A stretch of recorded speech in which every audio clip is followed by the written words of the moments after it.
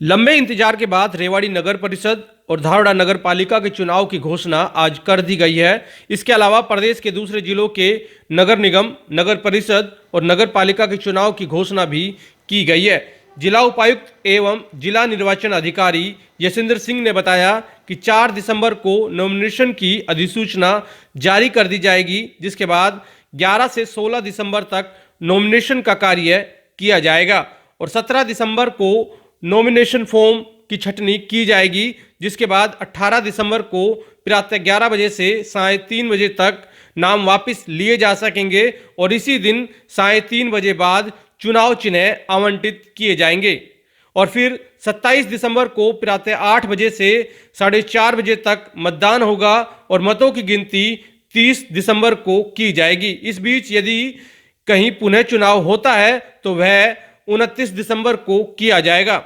आपको बता दें कि रेवाड़ी नगर परिषद और धारवाड़ा नगर पालिका के चुनाव मार्च 2018 में होने थे, लेकिन विभिन्न कारणों के चलते चुनाव नहीं कराए गए और अब चुनाव की घोषणा होने के बाद लोगों का कहना है कि चुनाव के बाद शहर के विकास कार्यों को गति मिलेगी। यहाँ आपको बता दें कि रेवाड़ी शहर के अंदर 31 वार्ड हैं, जिनमें 1,07,780 मतदाता है और वार्ड 13 में सबसे कम 1,947 मतदाता है, जबकि वार्ड 12 में सबसे ज्यादा 5,708 मतदाता है। यानी वार्डों में मतदाताओं का अंतर काफी ज्यादा है।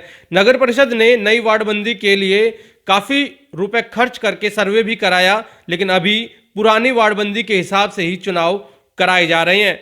साथ ही आपको बता दें कि नई वार्डबंदी को लेकर और अनुसूचित जाति के वार्ड 5 के बजाय 6 करने को लेकर हाई कोर्ट में याचिका भी दायर की हुई है। याचिकाकर्ता परमानंद ने कहा कि वो चुनाव पर स्टे के लिए कोशिश करेंगे। वहीं इस खास बात यह है कि सीधे चेयरमैन पद के लिए चुनाव कराए जा रहे हैं।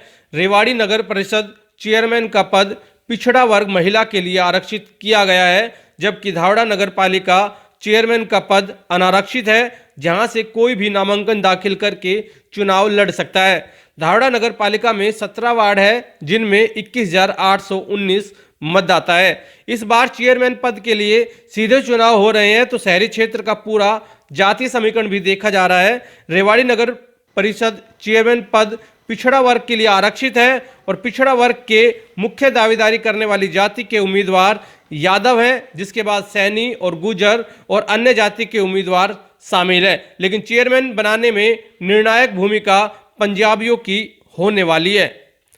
वहीं धारवाड़ा चेयरमैन पद अनारक्षित है, जहां सबसे ज्यादा यादव वोट हैं, जिसके बाद एससी और कुमार जाति के वोट हैं। ऐसे में उम्मीदवार विभिन्न तरीकों से अपनी गोटियां फिट करने में लगे हुए हैं।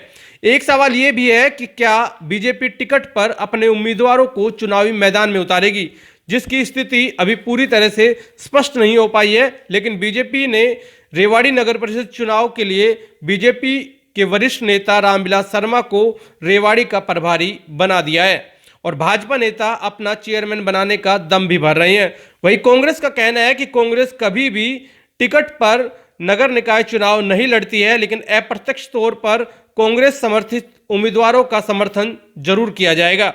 ऐसे में जैसे जैसे चुनाव प्रक्रिया आगे बढ़ेगी, उम्मीदवारों की सूची और कौन कौन सा उम्मीदवार मजबूती से आगे बढ़ रहा है, वो भी धीरे धीरे सबके सामने आ जाएगा। कि सांप्रदायिक ताकतें हैं, उनको हराने के लिए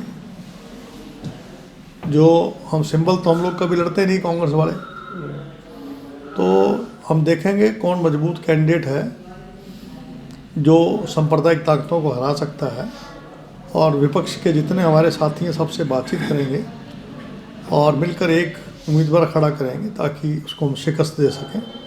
ऐसे ही धारवाड़ा में है। जनप्रतिनिधि का पूरा रोल ही खत्म हो गया था। जो पब्लिक की जितनी भी समस्याएं हैं जनप्रतिनिधि के सहारे डिपार्टमेंट तक पहुंचती थी। अगर किसी को सीवर की समस्या थी तो जनप्रतिनिधि को बोलता था। ये सारे की सारी जनप्रतिनिधि का रोल ही खत्म हो गया था। अब जल्द से जल्द चुनाव होंगे। 27 दिसंबर को चुनाव होने हैं, उसके बाद हाउस की बैठक होगी। जितने भी विकास कार्य रुके पड़े हैं वो जल्द से जल्द कराए जाएंगे। अगर पब्लिक की जितनी भी समस्याएं थी, पब्लिक को खुद डिपार्टमेंट जाना पड़ता था, अब जनप्रतिनिधि होगा तो पब्लिक को समस्याएं ज़्यादा सुनी जाएंगी, विकास कार्य में बढ़ोतरी आएगी और जितने भी काम सारे पहले रुके पड़े हैं जल्दी से हाउस की मीटिंग में बैठ के वो जल्दी से काम पूरे होंगे।